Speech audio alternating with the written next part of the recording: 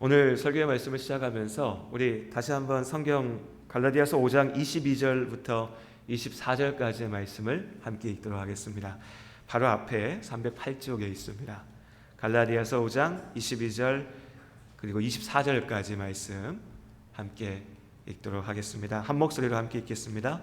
오직 성령의 열매는 사랑과 희락과 화평과 오래 참음과 자비와 양선과 충성과 온유와 절제니 이 같은 것을 금지할 법이 없느니라.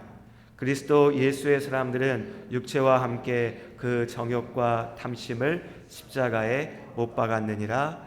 아멘. 우린 지난 주일 예배에 사도 바울을 통하여 하나님께서 우리에게 전하신 이 성령의 9가지 열매에 대하여 나누었습니다. 그리고 우리가 육신에 매여 살아갈 때, 우리가 이 세상의 죄악 가운데 매여 살아갈 때 그 죄악이 만들어내는 결과에 대해서도 함께 나누었지요. 사도 바울은 이 말씀에 우리의 삶 속의 구체적인 권면들을 전하고 있습니다. 과연 이 땅 가운데 열매 맺는 삶이라고 하는 것은 무엇인가? 무엇이 하나님 안에서 참으로 자유한 그리스도인의 자유를 누리는 삶인가? 오늘 갈라디아서 6장의 말씀도 역시 이어서 그 그리스도인의 삶, 성령 안에 사는 삶의 구체적인 말씀들을 함께 나누고자 합니다. 그리고 오늘 6장 1절의 말씀을 보면요, 6장 1절의 중간 부분에 보시면 신령한 너희는 온유한 심령으로 그러한 자를 바로잡고 라고 되어 있습니다. 사도 바울이 갈라디아 교회 성도들을 부르면서 형제들아 라고 부를 때 그들을 신령한 너희들 이렇게 말하고 있는 거죠. 신령하다, 성경에 보면 이 성경의 번역이 원어에서 우리말로 바뀌어질 때 예전에 번역되다 보니까 우리가 최근에는 쓰지 않는 표현들이 있습니다. 신령하다 이런 표현 잘 쓰지 않지 않습니까? 이 표현을 우리에게 좀 더 익숙한 표현으로 바꿔보면 영적인 이렇게 볼 수 있을 것 같아요. 우리 영적이다 이런 말은 그래도 교회 안에서 잘 쓰지 않습니까? 영적인 삶, 영적인 사람 이런 것처럼 영적인 너희는, 영적인 삶을 살아가는 성도들에게 사도 바울이 말하고 있는 거죠. 그렇다면 영적인 사람은 누굴까요? 누가 성령의 은혜 안에 사는 사람입니까? 우리는 흔히 이 성령의 역사를 신비로운 것들 가운데 예언과 방언과 기적과 어떤 놀라운 것들과 우리가 흔히 성령, 영적이다라고 하면 떠올리게 되는 어떤 모습들이 있습니다. 그런 것들로 생각하죠. 하지만 성경은 결코 영적인 것을, 성령의 역사를 그런 신비주의로만 국한시키지는 않습니다. 오늘 6장의 말씀 가운데 우리는 참된 성령의 삶이 무엇인지, 참된 성령의 열매가 무엇인지에 대해서 함께 보게 될 것입니다.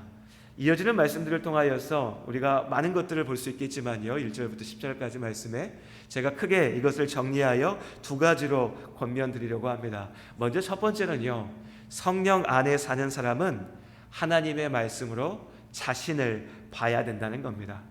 하나님의 말씀은 나를 향한 것이라는 것이죠. 오늘 1절에 사도 바울은 죄악에 무너진 형제를 대하는 태도에 대해서 이야기하고 있습니다. 여기서 죄를 범한 형제, 육체의 일을 쫓아가는 사람들을 우리가 조금 구별해서 볼 필요가 있는데요, 세상에 살아갈 때 정말 완전히 악에 사로잡혀서 하나님에 대해서는 아무것도 알지 못하고 알려고도 하지 않고 정말 흉악한 범죄, 우리가 입에 담기도 어려운 그런 죄를 의도를 가지고서 정말 주도적으로 하는 그런 죄인을 말하는 것이 아니라 우리와 마찬가지로 교회 안에 있지만, 교회 공동체 안에 있고 하나님을 안다라고 얘기하고 예수를 믿는다라고 얘기하지만, 그러나 그 육신의 약함으로 우리가 흔히 죄의 유혹에 무너진다라고 표현하죠. 그처럼 믿음 안에 있었으나 죄에 무너진 그 사람들, 그들을 볼 때 우리가 어떻게 대하여야 되는가라고 하는 문제입니다. 그러니까 교회 공동체 가운데에 죄악의 유혹 가운데, 도전 가운데 무너진, 시험에 빠진 사람들을 대하는 상황들에 대한 말씀인 것이죠. 그러니까 갈라디아 교회 가운데 있었던 문제지만 오늘 우리도 마찬가지지 않습니까? 우리의 교회 가운데도 언제나 항상 이런 죄악의 크고 작은 시험과 유혹 가운데 무너지고 아파하고 어려워하는 사람들이 있으니까요. 그런 사람들을 바라보면서 오늘 1절 말씀에 너희는 온유한 심령으로 그러한 자를 바로잡고 너 자신을 살펴보아 너도 시험 받을까 두려워하라고 말씀하고 계십니다. 성령의 은혜 안에 사는 삶, 참으로 영적인 삶은 하나님의 말씀을 가지고서 다른 사람을 정죄하는 삶이 아니라 온유한 심령으로 그를 바로잡고 무엇보다 나 또한 그러한 죄악 가운데 무너질 수 있음을 기억하는 삶입니다.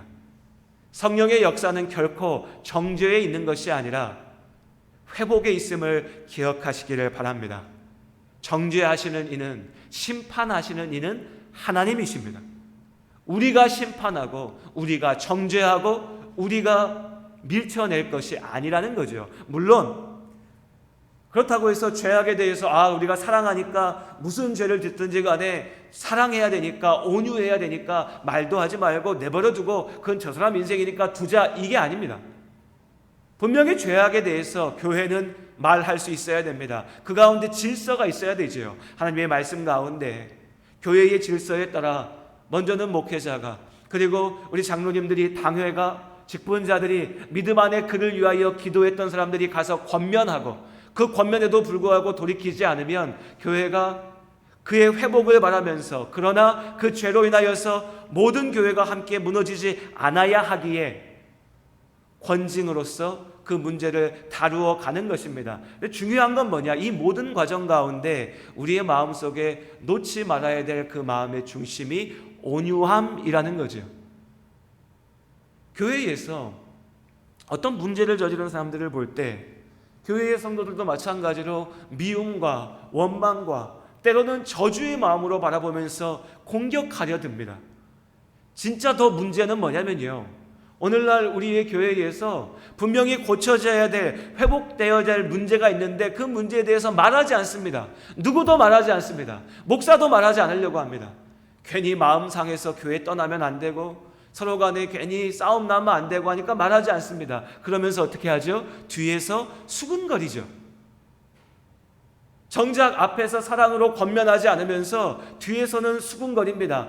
저 사람은 저게 문제야, 저 집은 저런 아픔이 있어, 저건 문제가 있어, 저게 잘못된 거야. 정말 잘못된 태도지요. 이거야말로 문제가 되는 겁니다.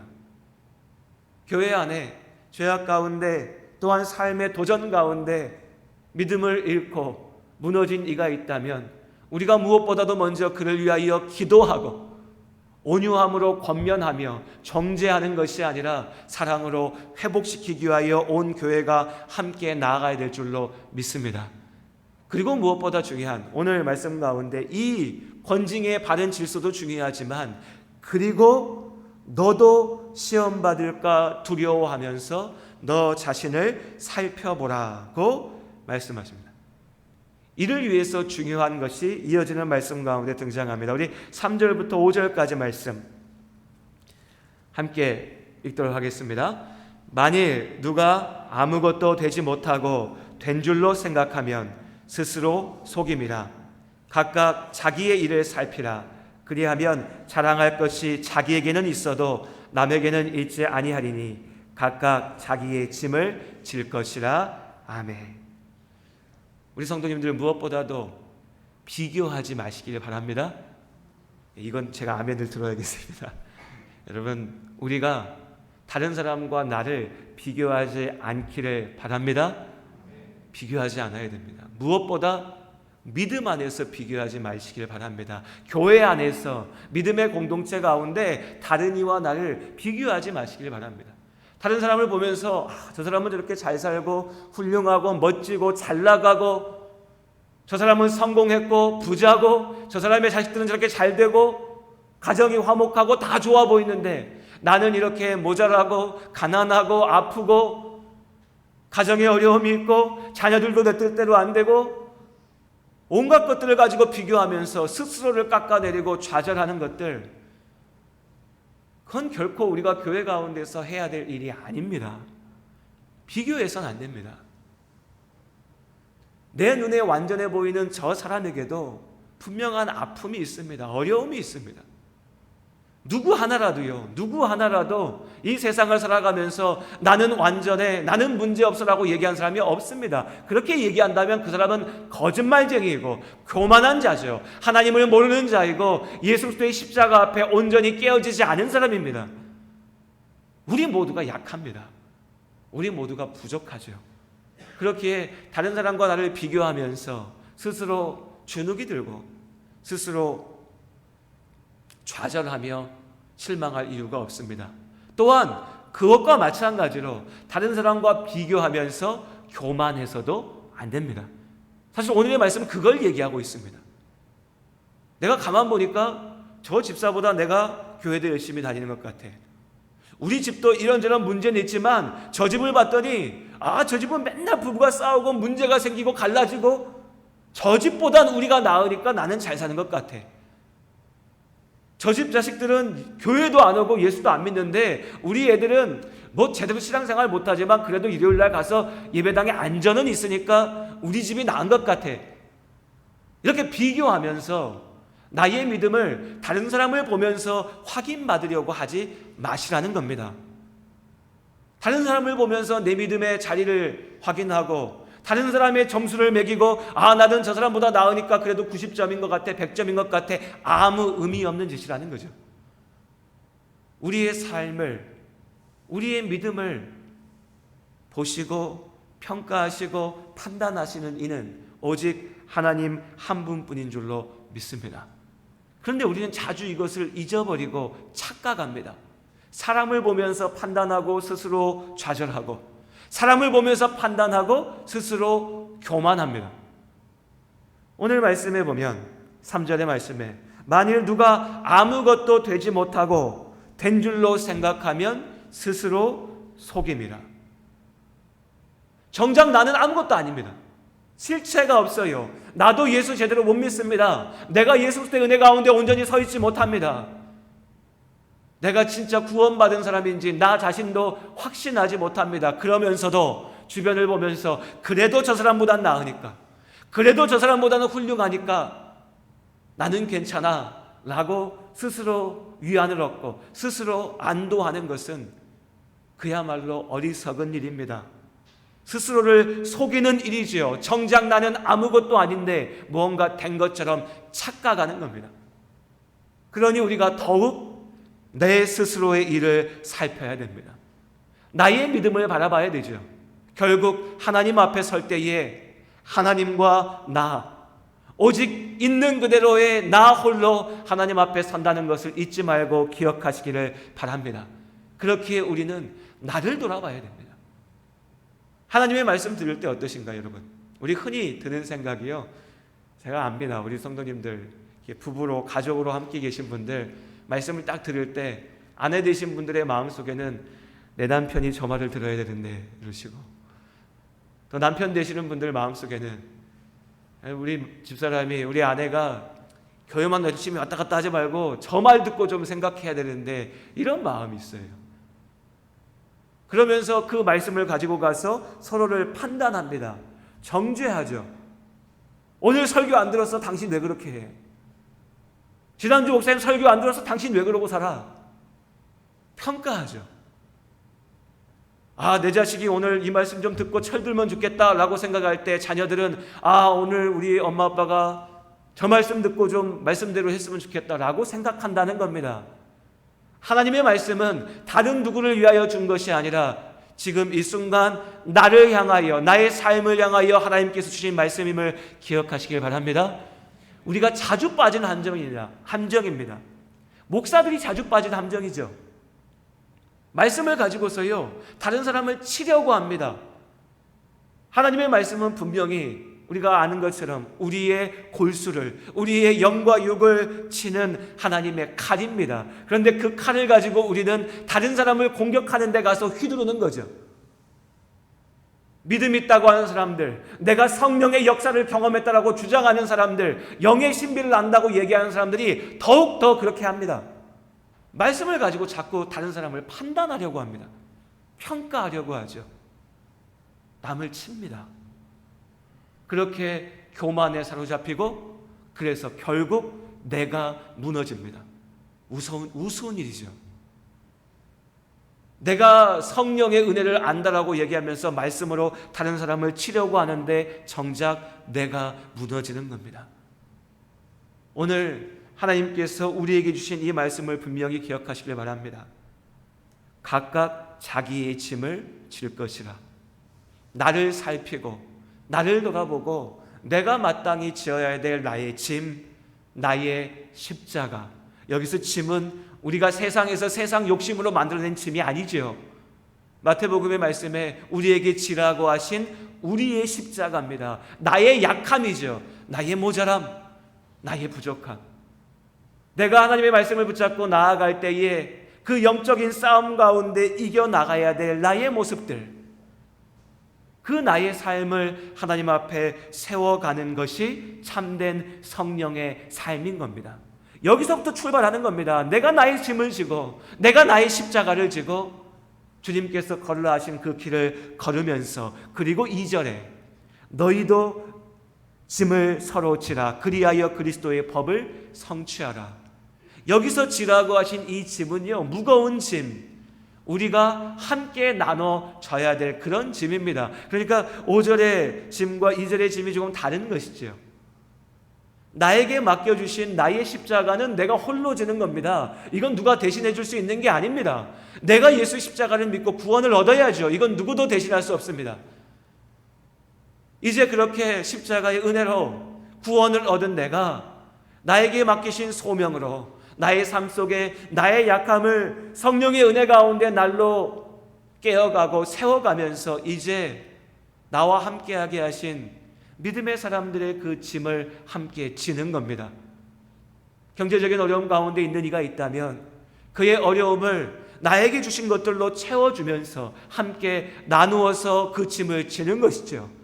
마음이 아파하고 외로워하는 이가 있다면 그의 곁에서 함께 사랑의 말을 전하고 그를 위로하고 그 곁에서 함께 웃어주고 눈물 흘려주면서 그의 그 아픔의 짐을 함께 지어주는 겁니다. 삶을 살아가면서 그 모든 순간들 가운데 우리가 그 함께 지라 하신 짐을 지는 거죠. 무엇보다 교회요.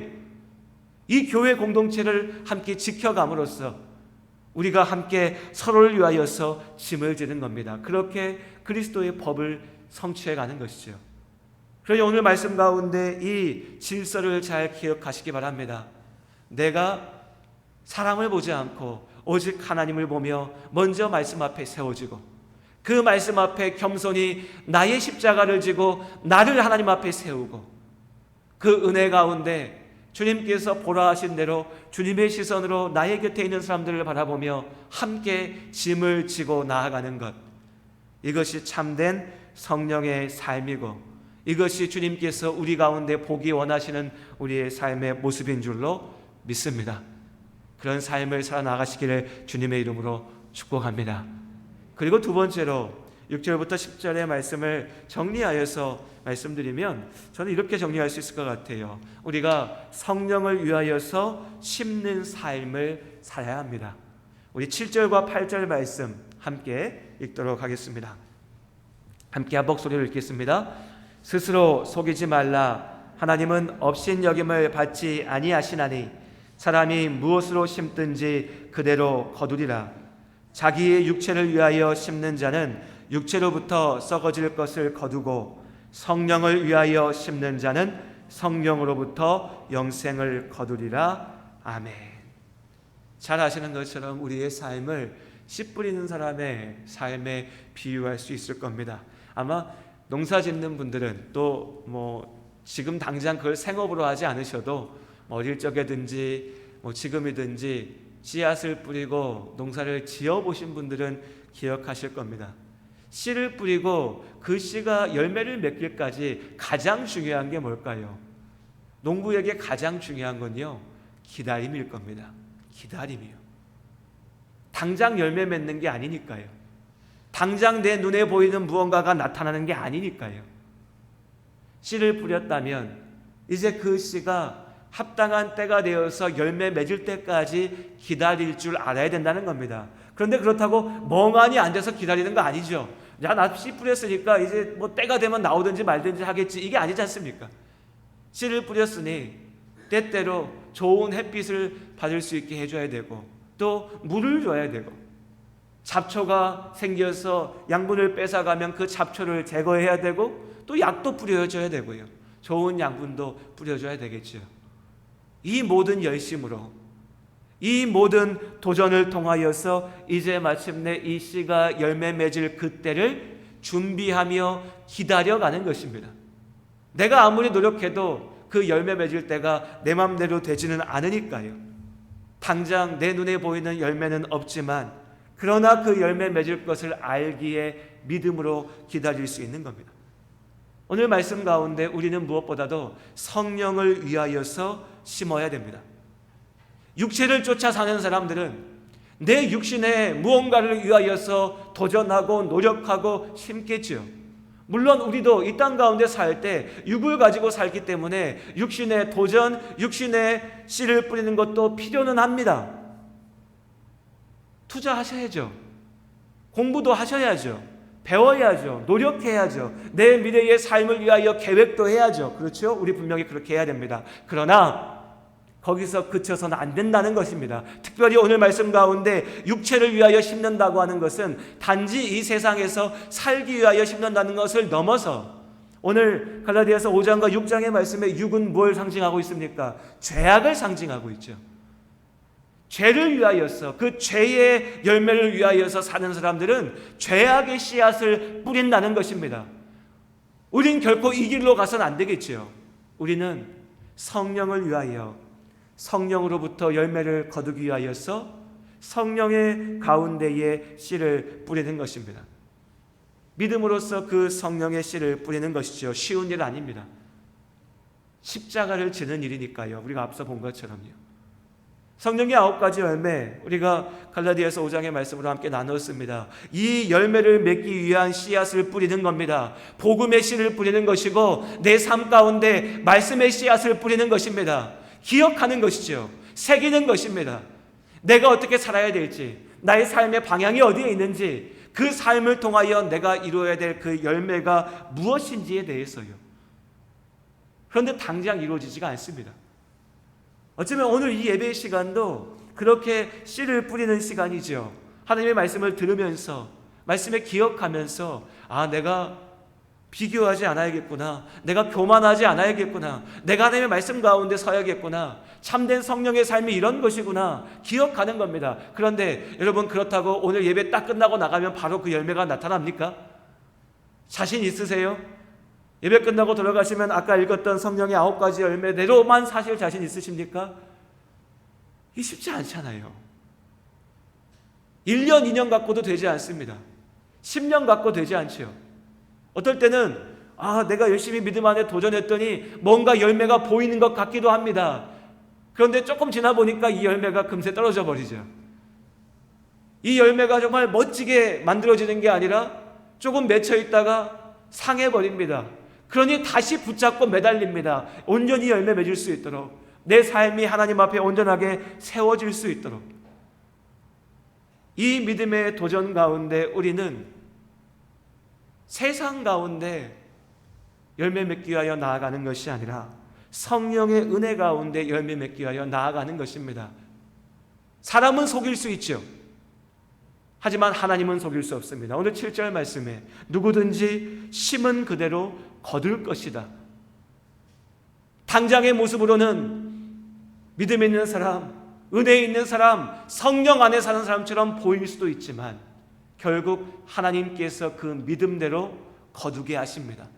그렇기 때문에 우리는요, 우리의 믿음은 한순간에 결정되는 것이 아니라 우리의 삶으로 증거되는 것이고, 우리의 삶을 통하여 열매 맺는 것입니다. 9절의 말씀 우리 함께 읽도록 하겠습니다. 함께 읽겠습니다. 우리가 선을 행하되 낙심하지 말지니 포기하지 아니하면 때가 이름에 거두리라. 믿음이라고 하는 것은요, 막연한 다짐이 아닙니다. 막연한 바람도 아니죠. 그냥 난 믿어. 언젠가 되겠지. 내가 믿어. 그래도 내가 한번 결단해 볼게. 믿을 거야. 이건 세상에서 얘기하는 믿음이죠. 내가 너 한번 믿어볼게. 내가 이 일 될 거라고 믿어. 세상의 믿음입니다. 우리의 믿음은요, 하나님께서 분명히 이루시기에 완성된 믿음입니다. 헛된 것들을 바라보며 나아가는 것이 아니라 이미 이루어질 것을 알기에 나아가는 믿음인 것이죠. 그렇게 우리의 이 믿음은 그저 막연하게 흘러가고 끝나는 것이 아니라 우리의 삶 가운데 온전하게 증거되고 증명돼야 되는 것입니다. 포기하지 마시길 바랍니다. 나 신앙생활 진짜 오래 했는데 예수 믿고 살아봤는데 안 되네. 내가 1년, 2년, 3년 예수 믿고 도전해보면 뭔가 내 삶이 바뀔 것 같았는데 별로 달라진 거 없는 것 같아. 나 이제 그냥 포기할까? 우리의 마음속에 항상 이런 도전과 어려움과 시험이 있습니다. 그렇죠. 특별히요, 오늘 말씀처럼 내가 나의 십자가를 지고 주의 말씀처럼 성령의 열매 맺는 삶을 살려고 할 때 참 어렵습니다. 사람을 아무리 도와도 내 그 사랑을, 내 도움을, 내 헌신을 인정받지 못하는 것 같습니다. 내가 아무리 낮아지고 더 낮아지려고 해도 사람들이 그 나의 낮아짐을 인정해 주는 게 아니라 서로 자기 잘났다고 높아지려고만 하는 것을 봅니다. 그러다 보면 내가 진짜 이렇게 사는 게 맞나? 내가 진짜 예수 믿는다고 이렇게 바보같이 사는 게 맞나? 정말 하나님의 나라 가운데 나의 소망이 있을까? 의심하게 된다는 거죠. 그러나 우리가 결코 낙심하지 말고 포기하지 말 것은 분명히 그 때가 이룰 것이고 그때에 우리가 이 열매를 온전하게 누릴 수 있음을 알기 때문입니다. 하나님께서 우리에게 다시금 오늘 예배 가운데 말씀하십니다. 낙심하지 않고 포기하지 아니하면 때가 이름에 거두리라. 믿음으로 삶의 열매를, 성령의 열매를 온전하게 거두시는 우리 모든 성도님들 되시기를 주님의 이름으로 축복합니다. 포기하지 마십시오. 멈추지 마십시오. 내 삶을 통하여 역사하시는 하나님께서 이루십니다.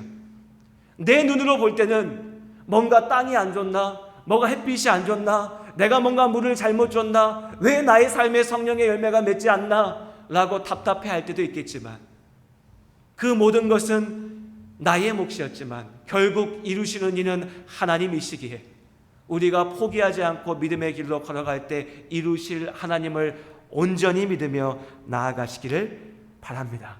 그리고 10절의 말씀, 우리 마지막 10절 말씀 함께 한 목소리로 함께 읽겠습니다.